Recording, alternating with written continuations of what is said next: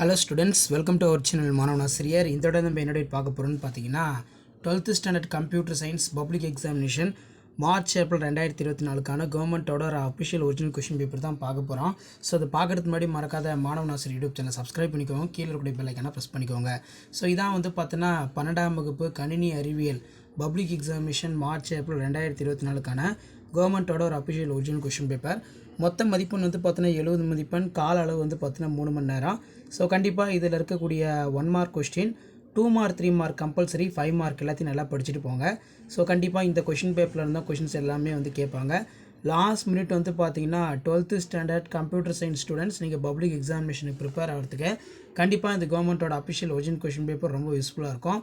1 mark பொறுத்த வரைக்கும் 15 1 mark கேட்பாங்க. இந்த 15 1 மார்க்கில் பார்த்தீங்கன்னா 13 புக் பேக்லேருந்து வரும். ரிமைனிங் ஒரு 2 மட்டும் எப்போவுமே இன்சைடில் கேட்பாங்க. மெயினாக இதில் இருக்கக்கூடிய 2 மார்க்கு 3 மார்க்கு 5 மார்க் எல்லாத்தையும் நல்லா படிச்சுக்கோங்க. கம்பல்சரி கொஷின் 2 மார்க் 3 மார்க் நல்லா பார்த்துக்கோங்க.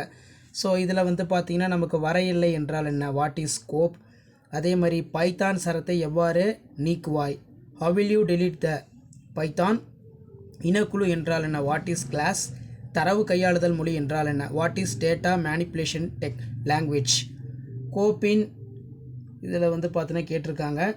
Mention the default modes of the file, தரவு காட்சிப்படுத்தல் வகையினை பட்டியலிடுக, list the general type of data visualization. So அதுக்கு கீழே பார்த்தீங்கன்னா 6x3 18. இதில் நமக்கு இடைமுகத்தின் பண்புக்கூறுகளை குறிப்பிடுக. Mention the characters of interface, இயங்கு நிரலாக்கத்தை பற்றி நீவிர் அறிவனை யாவை, what do you understand the dynamic programming, மும்மை செயற்குறிகளை எடுத்துக்காட்டுடன் எழுதுக, எக்ஸ்பிளைன்.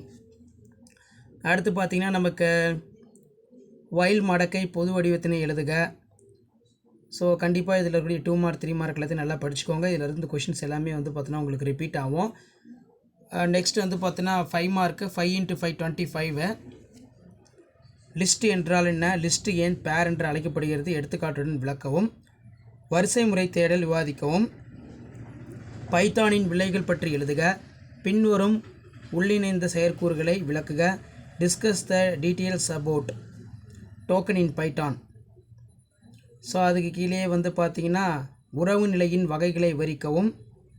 அதே மாதிரி டிபிஎம்எஸ் மற்றும் ஆர்டிபிஎம்எஸ் வேறுபடுத்துக ரொம்ப ரொம்ப இம்பார்ட்டன்ட். ஹிஸ்டோகிராம் மற்றும் பட்டை வரைபடங்களுக்கு இடையே உள்ள வேறுபாடுகளை விளக்குக.